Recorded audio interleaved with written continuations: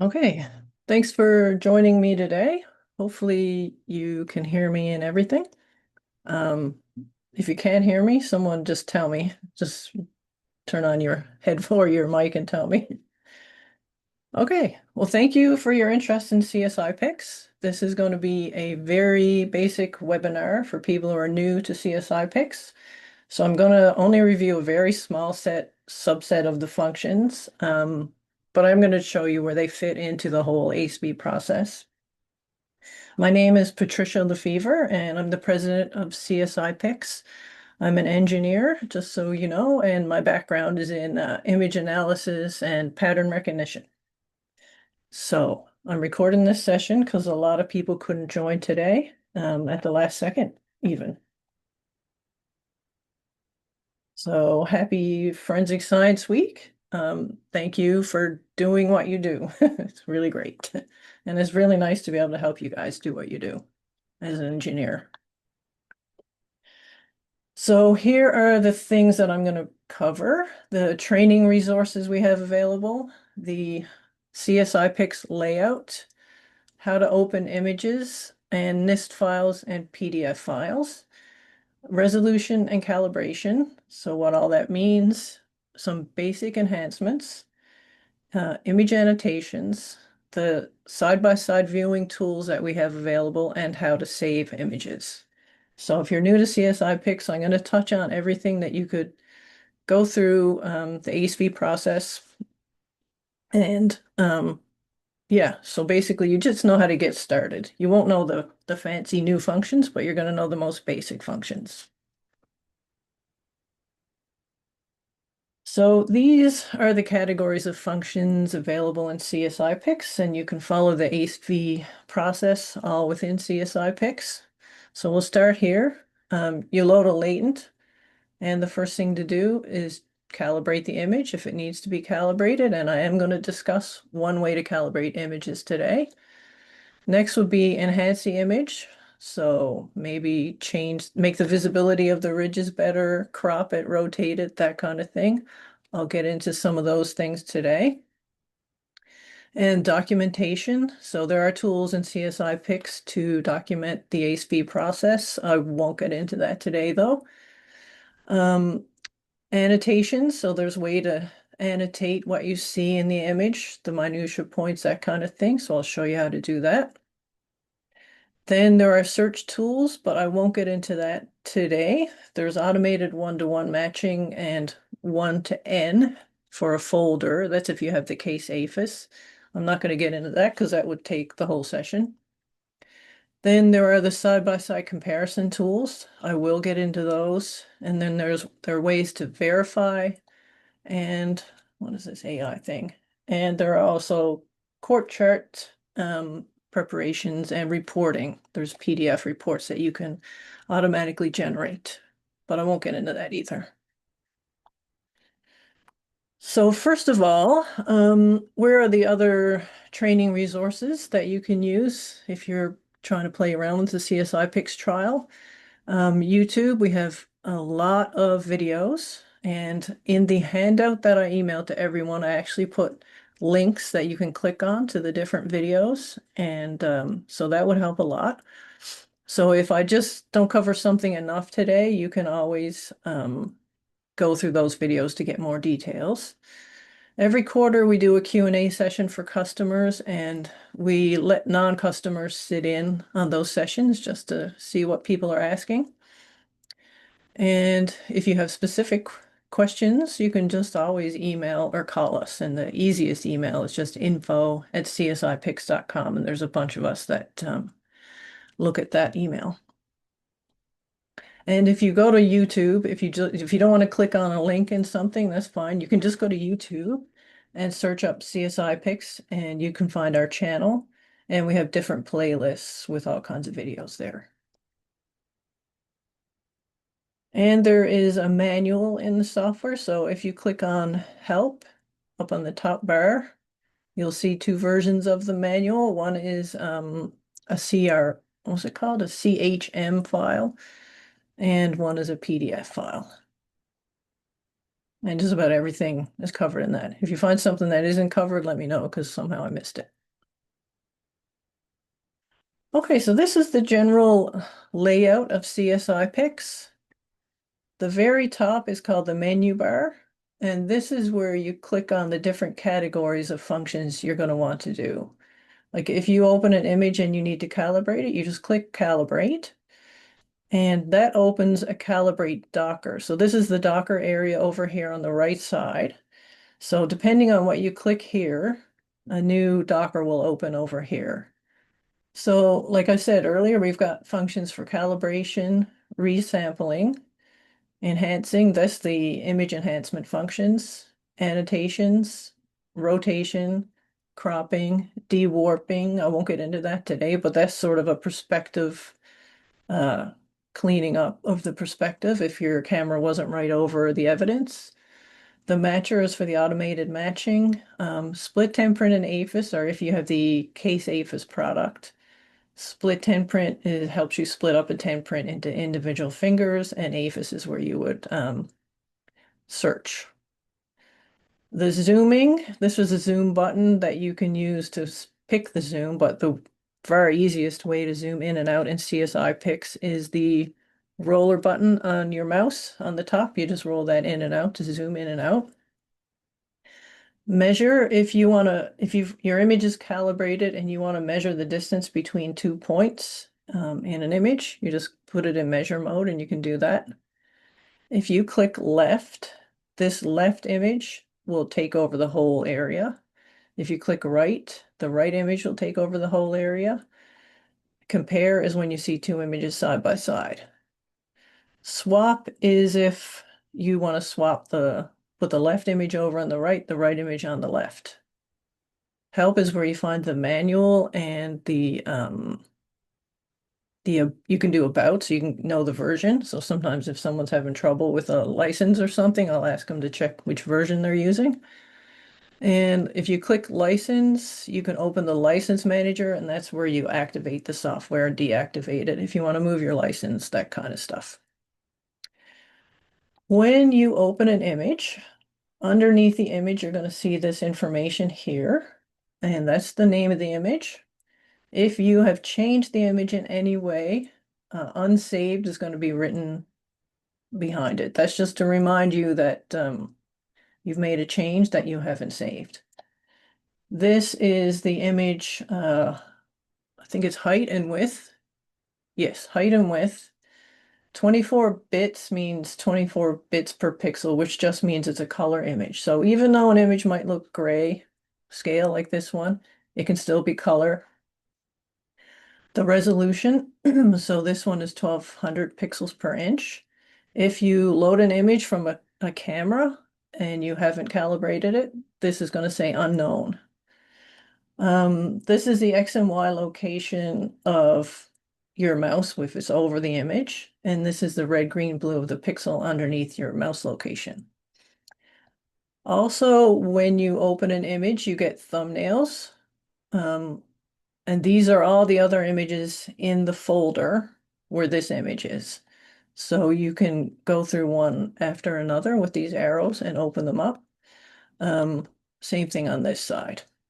The only time I'll show you this when I do the demo, that these are not the images in the folder, is if you open a NIST file. In that case, it'll be all the images in that NIST file. So we create a temporary folder on your hard drive, and we extract all those images and we put them in the temporary folder. So at that point, that's what you'll see.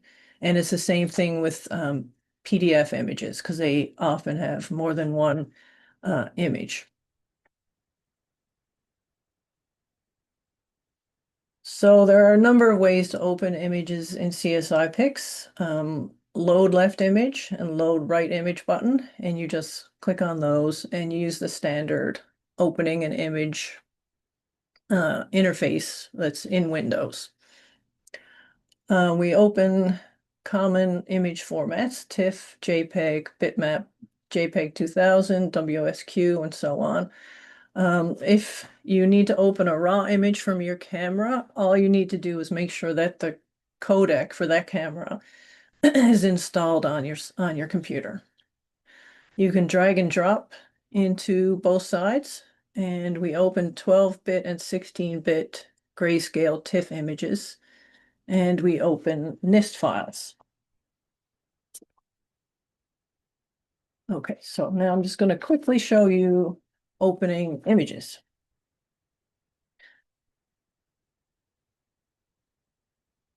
Okay.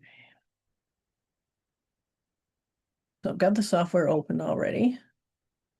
Oh, how can I make this smaller? No, that's in the way. Okay. All right, I'll just put it here. Okay, so I'm gonna have to make this not full screen.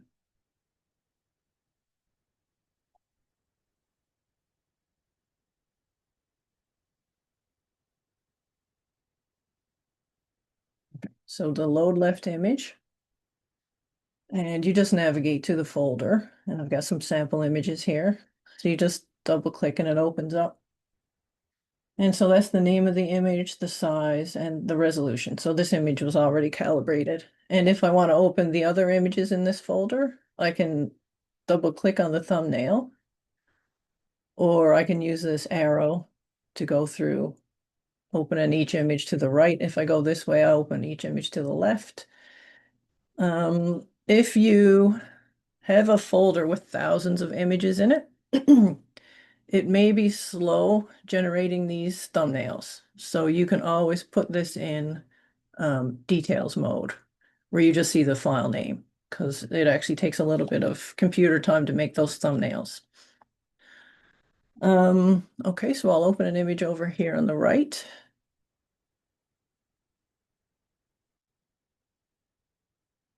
So then I'm zooming in and out with the roller button. And you can see the other images here. Now, if I open a NIST file, so these are the files that come from your large aphises. If I drag in this file over here, this changes. It's no longer the images in the folder because we can't really show it all. It's now thumbnails for the images that were in that NIST file. So if you want to look at F1, you just click the F1 button, F2. So you can go through each image in a 10 print in a NIST file this way. And you can see the information, like the demographic information for that person. If you go File, Show NIST Record Information, you just need to know which format it is, because the different NIST fields, people use them differently, unfortunately. I wish they were all the same, but they're not. This was an RCMP format, so if I click Continue, then you can see all the different things that were entered in for that NIST file. Now with PDFs, in the next version that comes out, which should be, I don't know, maybe in 2 or 3 months, we're going to open just about every PDF file you can find, and we're going to open them the way they open them in Adobe Acrobat, where it's every page in the PDF is going to be an image. So it's going to be a lot better, I think, for everybody. So you can see with this PDF, it's a 2-page. I'm not going to click on the second page because that's the person's information, but so we'll be able to open just about anything. So it's really great. I'm looking forward to people having that. So is that everything? Yes. So that's opening images.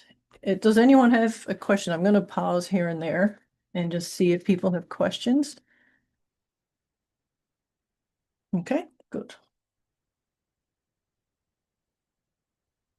Now,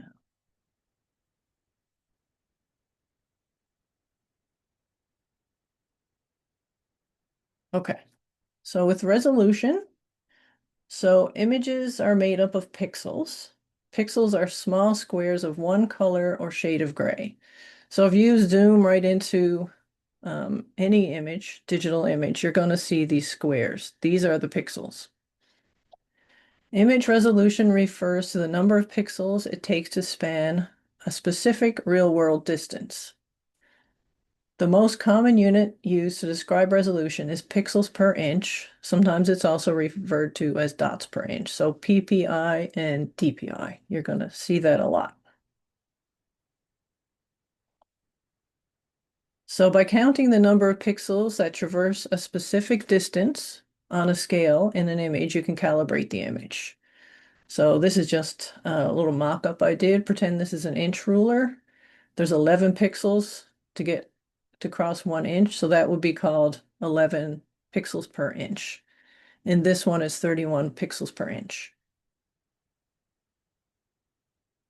So why does resolution matter? It needs to be high enough to clearly see important features. But if it's too high, images will require a lot of storage space. For friction ridge images, 1,000 ppi is usually appropriate, and it's critical for APHIS searching.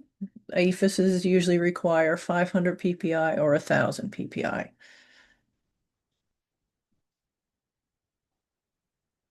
Now, and the other thing with it's not only that it takes a lot of storage space if your images are very high resolution, it can also slow down processing in our software and anyone's software because it's just huge amount of data to crunch. I just showed this. This is a zoom in on some ridges. This was 1,000 ppi and this is 500, just so you can see the difference. In both, you can clearly see the ridges. A little finer detail here, this hair or scratch or something, you can't actually really pick it out over on the 500 ppi image.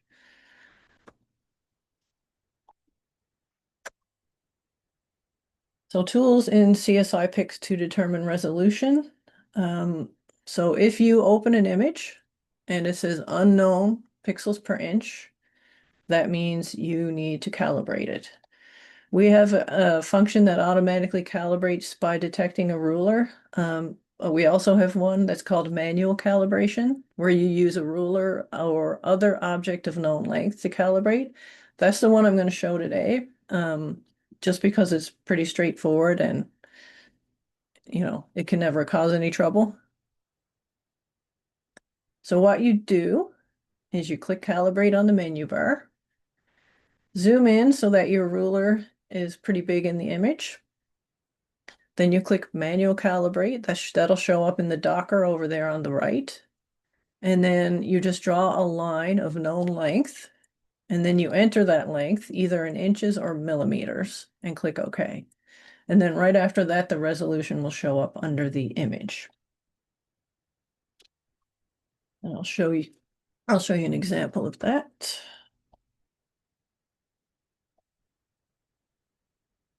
Okay.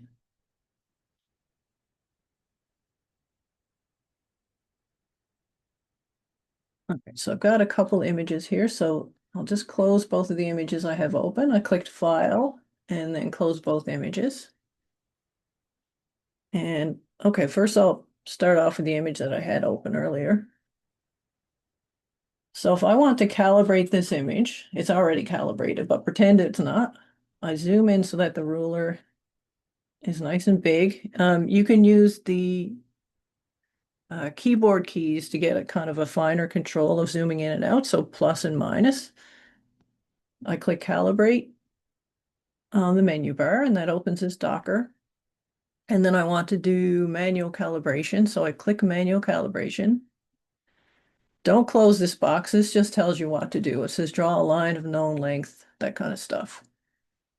So start by drawing or by clicking on the middle of a tick, hold down the mouse button, and then let it go in the middle of another tick. And then type in the actual distance. This was 2 centimeters, so it's 20 millimeters. And click OK. So with that line that I drew, it came up with 999 pixels per inch. So that's pretty close to the scanning resolution. So that's good. Here is, I think this is an inch ruler. Yeah. So just to show you that.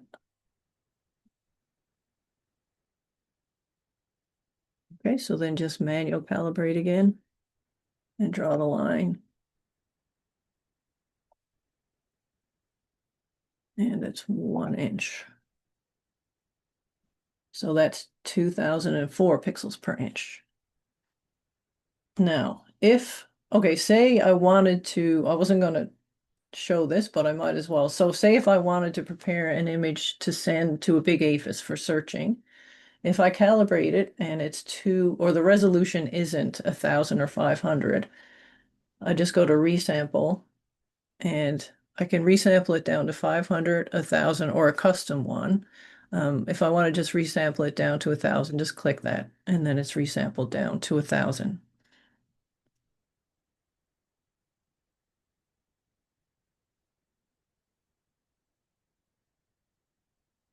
So image preparation. So after you calibrated your image, you'll probably need to prep using a variety of tools. The most common would be rotation.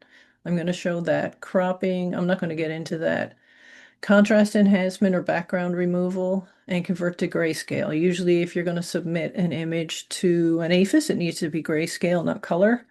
And I'm just going to talk about the history file. Rotation, we have two super easy tools. One is where you rotate it with a slider. So what we do is we take a screen grab of whatever image you're rotating, and you rotate that screen grab. When you click apply, we actually rotate the real image. Rotate with a line, you just draw a line from the top of whatever is going to be the top to the bottom, and it'll make this line that you draw vertical. So I'll quickly show that.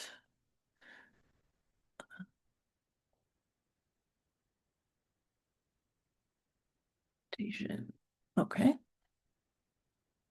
So if I want to rotate this, I am going to take over the whole area. You just click rotate up on the menu bar. That changes the Docker region. Rotate with a slider. Just pops this up, and you can do a bunch of things here. You can just grab this slider and move it around. You can type in a number, and you can also use these arrows up and down. And you can also, if you hover over here, you can use the mouse roller button to rotate it. And when you're happy with it, you just click apply. So I'm going to undo that and show you the rotate with a line, where you just draw a line. There's an information box pops up. You just draw a line and let it go, and it's rotated.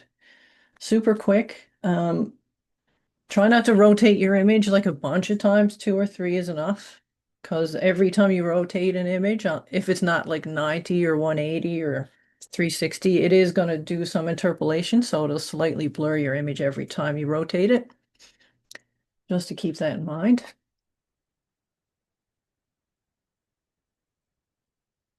So with enhancements, we've got quite a few levels. There's an auto levels and a manual levels. I'm just going to show you manual levels, and that is to increase the contrast like you see here. There's a brightness. If overall your image is too bright or too dark, that's a quick way to change that. Invert is where, I'll show you that, where if you got light ridges compared to the background, you just invert it. Local equalization is a very dramatic contrast enhancement. Sharpen, median, smooth. I'm going to show you color to grayscale, where you can turn the color image to grayscale. We've got a bunch of other things that I'm not going to get into today because I'm trying to keep it simple. So this is invert. Simple, one click inverts an image. Invert is a nice one mathematically. It's called a perfect transform. You can do it a million times and you're not going to change the information in the image. And this, I'll demo it, but it's super easy.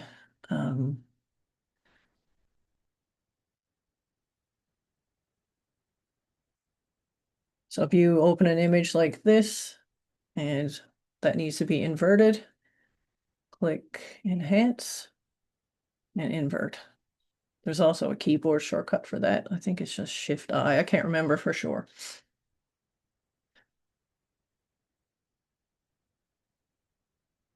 Okay, manual levels. This is one of the more basic but powerful tools that you can use a lot.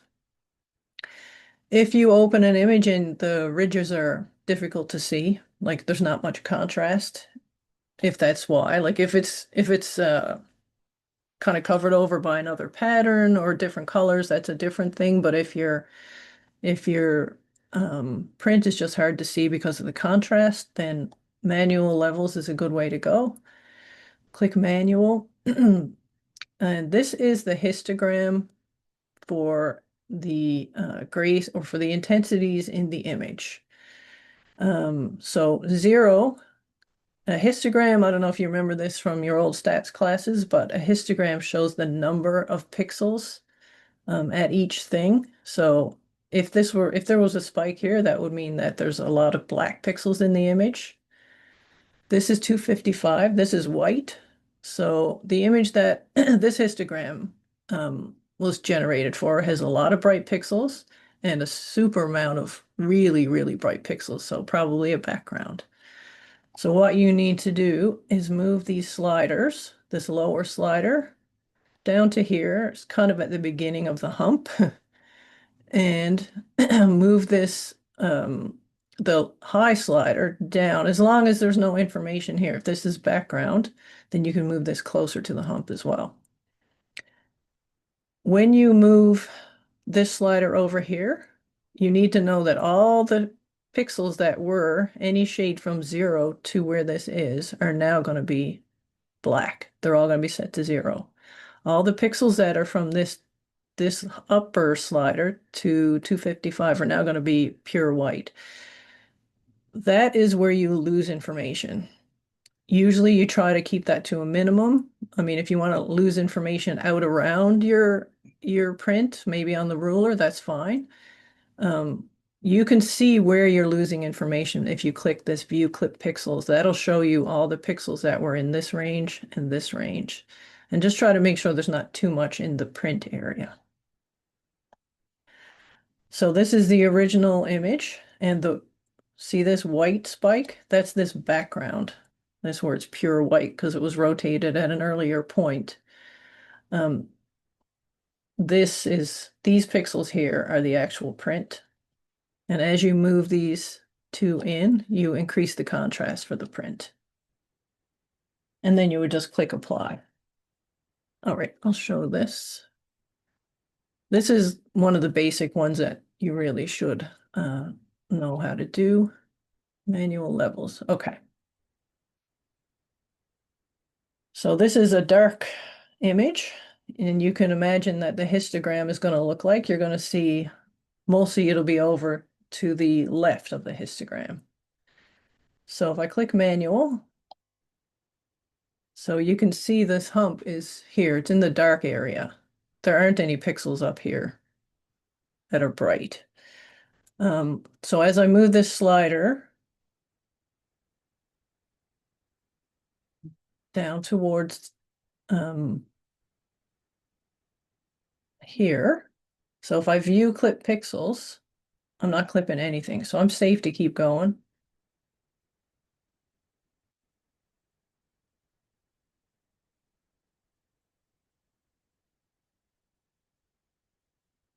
So I'm starting to get a few pixels that were turned pure white up here. So now turn off view clip pixels. Now I'm going to move the lower limit up towards the hump. View clip pixels. So mostly it's in the ruler. That's okay. I'm thinking there might be a few more here now. All right, so that's pretty good. So then when you're happy with that, you're not clipping too much within your print, you click apply. Now with CSIpix, you can undo and redo stuff just to, sometimes things are subtle and you want to make sure that you actually like it. So you can go undo, redo and just flick it back and forth to make sure you're happy with what you did. I'm going to show a print that already has good contrast just so you can see what the histogram looks like. So if I do a manual levels with this one, so I go to enhance manual levels.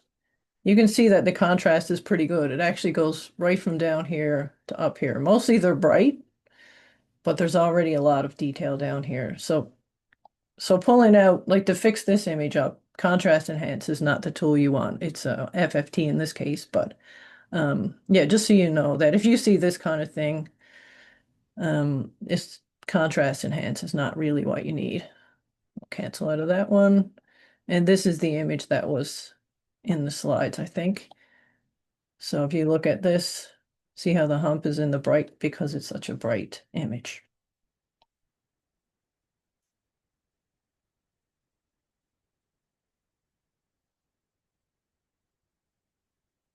Okay.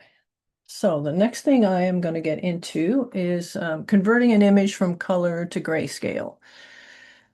So you click color to grayscale. There are two ways to do it in CSIpix. I'm just going to discuss this one. Color to grayscale. And then it opens this interface and you click on each option and that shows you the different color planes. So every color image is basically encoded for the most part with green, red, and blue values for each pixel. So red just shows you the red component for the image, green, just the green, and blue is just the blue pixels. Luminance is the average of the red, green, and blue. A lot of times that'll be good, especially if your image is grayish. Um, One thing to note is that a lot of cameras have fewer blue pixels than red and green because that kind of matches the way the eye is. We have fewer blue cones. So often the red and the green are actually slightly better than the blue, but the blue might be what you need to use depending on the coloring of everything. So hue and saturation, cyan, magenta, yellow, and black are just different mathematical combinations of the red, green, and blue. So you just go through those, and luckily, if your background is one color, essentially, usually one of these will be fine to use. So let's go back to here, and I've got a bunch of random colored images. So this is the one from the slides. And if I want to say I was interested in this print up here, not this one. Okay, so when I open an image, if it's not calibrated, you may have noticed we open the calibration docker automatically. We're trying to remind you to calibrate an image if this comes up on no. So that's why I got to keep clicking enhance for a lot of these because I'm not going to bother calibrating. Okay, so color to grayscale. And if I look at the red channel, it's pretty good. Green is not as good. Blue is really bad. So you just go through each one and pick the one that looks the best. And to me, it was the red. I just click apply. So now this is a grayscale image, and if it was calibrated and the right DPI and that, you could submit it to an APHIS search. So undo, redo. Okay, I'll open this one here. So with the alternative lighting, sometimes you'll need different ones. It's not usually the RGB, but sometimes it is. This one I think might be the green. So the red channel, not great. Green is nice, really good contrast. Blue, not so good. Luminance is pretty decent. So I'm going to click luminance and green. I don't know. I guess or green might be a little better. Hue, saturation, cyan, magenta, yellow, and black. Black is pretty nice. So you just got to pick one that you like. In this case, I'm going to click black.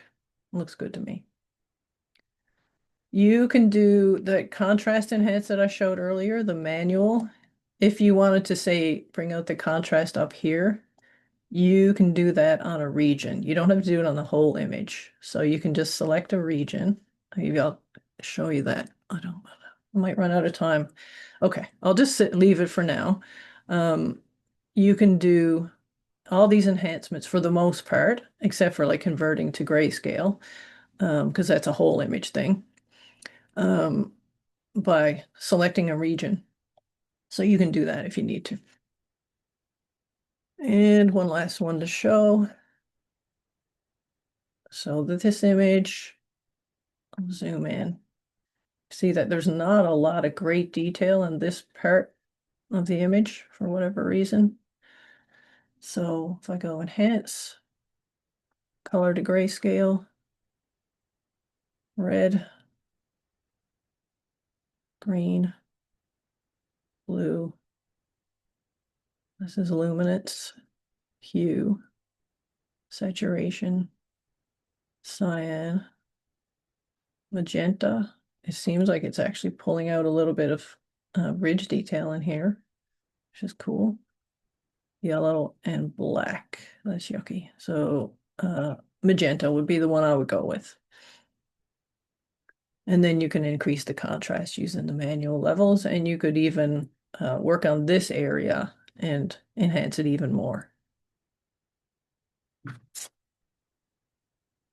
And oh, this one last one, where sometimes it'll really help and get rid of some background stuff. So in this case, red does a nice job of getting rid of the red in the background.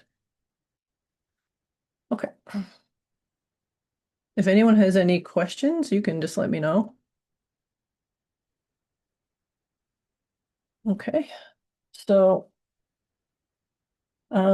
every CSIpix will generate a history text file recording all enhancements when you save an image. So that also includes like rotation and cropping, resampling, calibration, all that kind of stuff is saved in a history file. So if your image name is just image underscore 45.jpg, it'll save a history file called image underscore 45 slash CSIpix slash history.txt. And it's super simple, easy to read, just a text file with the image. So I was going to show you that, but I don't think that, you can imagine that. Okay. So annotating friction ridge images in CSIpix. So everything that we annotate are basically aimed at friction ridges. You can use dots and circles freehand. FR stat arrow, that was something, I think it was the US Army was working on like a statistical thing for saying how likely the two prints match. Arrows, you can have labels at the end. Straight lines, you can have a label at the end, or you can also show a distance. So if you want to measure, I don't know, say you've got like, you're comparing some shoe prints, you can use these straight lines with lengths to annotate. Of course, your image has to be calibrated for a length to show up.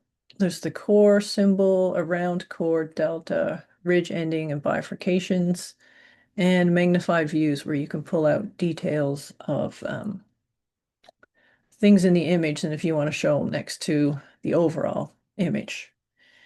So um, in the next big release, which will be next year, we're going to have layers in annotations, and I'm looking forward to that. So that you can have, say, if you wanted a layer that was for ridge tracing, you could do that. If you wanted a layer for your minutia points, you could do that, and your cores and deltas, that kind of stuff. Maybe a layer with creases, different things. So it'll be a lot easier. So I've got an image here, and if I want to annotate this, I click annotate on the menu bar. Now you can move this around. The thing that I think new users might find a little bit confusing is that there are three modes of operation for annotations. There's draw mode, that's where you're actually placing annotations on the image. There's edit mode, that's when you can select annotations and change them. And then there's pan mode, that's when you just pan around. Like sometimes if you have a ton of stuff and you just want to move around and look at things without moving annotations, you can go to pan mode. So in draw mode, you're going to draw whatever is selected here. You can change the thing that's selected. So if I want to draw a dot, but I want it to be 7 pixels, and I want them to be pink, I just select it here, and then you just click on the image. Circles are like that, if you want to change the color. Now, if I want to go edit these, just put it in edit mode, select one, double click it, and you can change the color, that kind of thing. And you can change it for all or just one. Okay, so a freehand is, I don't know, say you want to trace a crease. You can use a freehand. You can also use it to ridge trace, and which is good if you want to do it that way. We also have a tool where it's called the ridge tracing tool that makes that a little bit easier. You don't have to be as steady. I'm not going to really show the details for this now, but you just basically click on a ridge in a couple places and it'll fill in. It'll look for the darkest path between those two points, and you can just do that to do a quick ridge tracing. You don't have to be super steady with your hands. Let's close that. Draw mode. Okay, text. You can add text to your image. Say you wanted to just write maybe a case number or I don't know, whatever. You can type that in. The magnified views. Okay, every time you zoom in and out, you go to edit mode, just so you know. Magnified views are for doing chord charts, where if you want to show something that's like a unique shape, you can just pull it out to the side. You can change the size of this if you want to make it a smaller circle, a bigger circle. You can change the magnification inside. So that's a very quick way to do a chord chart. I'll undo last draw. The core symbol just looks like that. Delta is like that. So arrows are good for chord charts where you just want to label stuff. So if you put the mouse on whatever you want to label and drag it out to the side, and then whatever text you want to put at the end. Similar for straight lines. Ridge ending symbols look like this. Let me zoom in. Bifurcation symbols look like this. I'll just draw a random one somewhere. Pretend that's a bifurcation. We have all the gyro colors here. There are shortcuts. So if you want to change the colors, like if you type G, you'll be doing green, red, yellow, that kind of stuff. So there's shortcuts. If you are doing a chord chart and you want a white border around your image, you just click this to add a white border. If you're annotating and you want to see what's in the background, you just want to remove the annotations temporarily. If you push down on the mouse roller button, it hides annotations. So keep that in mind. So if you hit the mouse roller button by mistake and you think you lost all your work, just remember that there's a hide annotations. There's also a way to do that with just clicking over here. Erase minutia if you want to erase the minutia, undo last, and you can undo all draw. So, okay, yeah. So I think that's good. Back to the slides. So this is a type of chord chart you can create with CSIpix. Okay, so the next one are side-by-side comparison tools to help lock zoom, lock pan, grid, ghost cursor, and align. So let me try and show those. All right.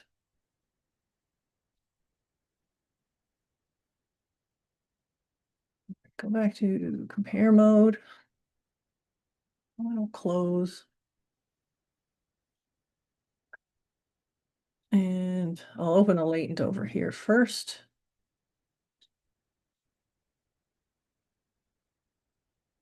So, I mean, with the ace V, you would mark a bunch of minutia points here. I am going to draw some minutia points. Just pretend I go through and I mark them all, and I use gyro and stuff. So once I've marked this up and I'm ready to compare to another image,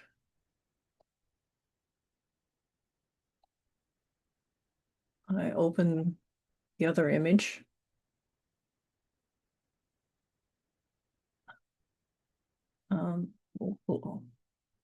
Okay.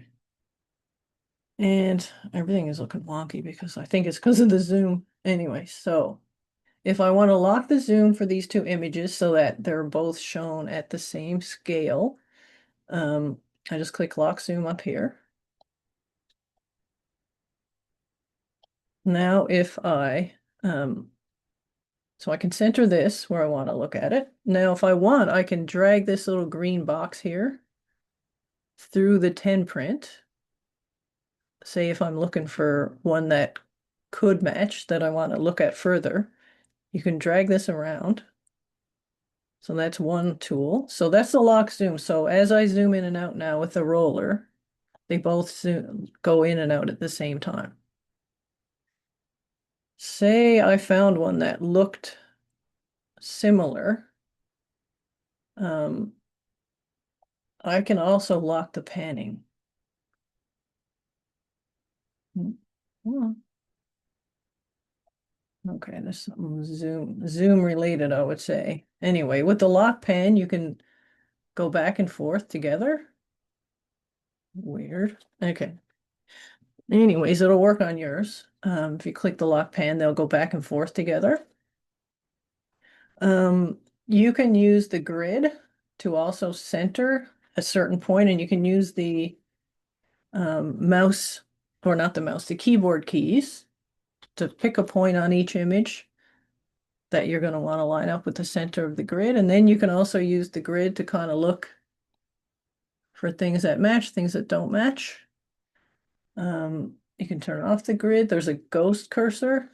Now it wants me to lock the pan, but it's not letting me lock the pan. So if pan was locked, you would see two cursors on each side that track each other, and then you can go through and look for things that don't match or match. And then there's also an align function. So say your two images were not perfectly aligned. These look pretty good. Let me rotate this so I can show the difference. So if I rotate this,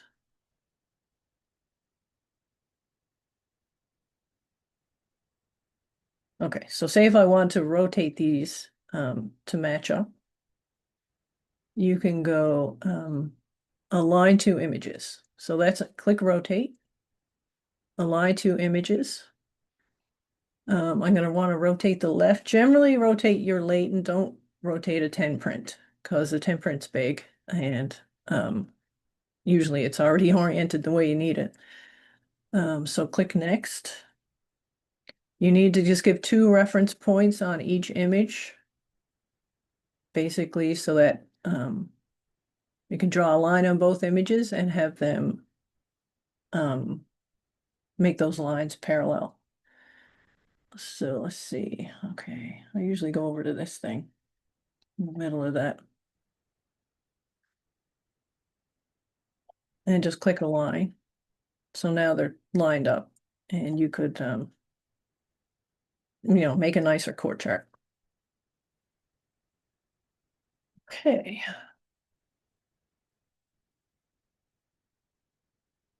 So saving images. In CSIpix, you can save the following images. Full-size images, so the left or right side. You can save side-by-side compare view images, and you can save full screen grabs. And you can save in the most common formats, so TIFF, JPEG, bitmap, so on. To save a full-size image, what you do is just click File, Save, and then you pick left image or right image. If the image has annotations, you'll get the option to merge the annotations with the image or exclude them. and a history file will be saved when you do that. So that basically looks like this. So if I wanted to save this image on the left, I just go File, Save, Left Image.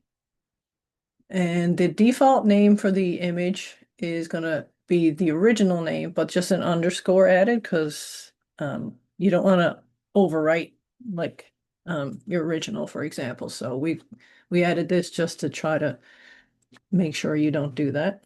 And let's call it AAA. And it's going to save in the latent folder and just click save.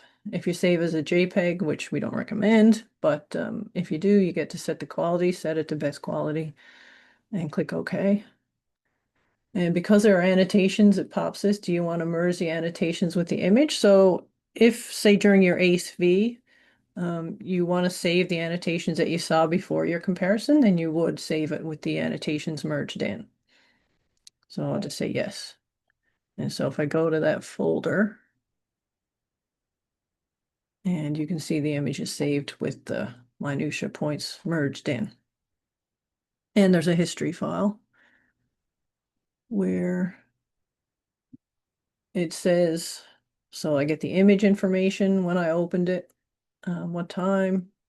I did a bunch of rotations, I cropped, did a bunch of stuff. So when I reopen an image after, all the past history is still saved, just so you know. We keep appending to the history file so you don't lose anything that was done to that image previously.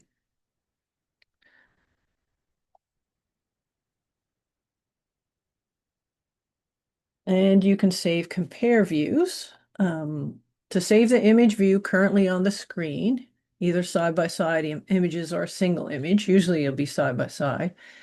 Click File, Save Compare View, and that also saves a history file where it includes a history of the left image and the right image. So the way that works, okay, I've got a workspace here for this side by side.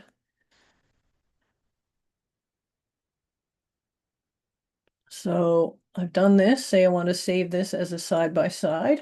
So by the way, workspaces save everything you were working on. If you're new to CSIpix, if you're partway through your work, you just click Save Workspace. And that way the next day when you come in, you can just open the workspace and continue from where you were, just so you know, it saves everything. So I open this workspace, and if I want to save this compare view, I click File, Save, Compare View. That does the screen grab. And I'm just going to call that CV. This is the type of thing that you would then pull into a PowerPoint or a Word document, whatever you're going to, if you're going to do a report or a presentation. Let's save this back, I think, up here. Okay, yeah. So this is what the compare view look like. So you would just pull that into whatever you need. And the other option is save full screen. Now, usually you would have this max to your full screen. I'm not going to do it now because stuff covers it up things. So if you say File, Save, Full Screen, that's just a screen grab. And the benefit of that is that you get this stuff. So you'll get to see where you're zoomed in for each image. So if you're zoomed in to F1, you can actually see that if you do the full screen view. And it would look neater than this because, you know, you would have it maxed to your whole screen would be CSIpix. So that's the benefit of the full screen saving.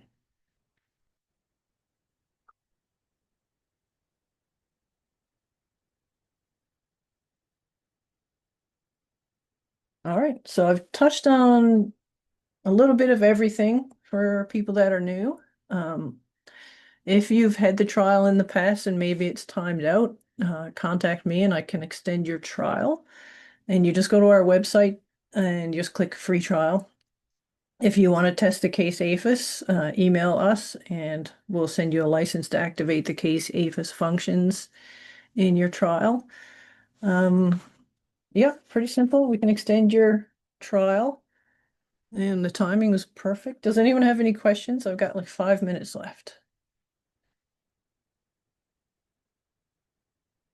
If you think of anything after, feel free to email me. So thank you for attending the webinar. I'm requesting feedback, especially from people who are new to CSIpix, because I'd like your opinion. I just want to know if this was too basic. Maybe I covered too much. Maybe it was too fast. I just want to know because people download the trial and I feel like they get overwhelmed. So I just want to help with that. And that's what this was aimed at. So if you have any feedback, I welcome it. You can just email me specifically, or if you don't want to write that all down, just info@csipix.com. Thank you so much. Let's see. All right, let's see if there anyone typed anything in the chat.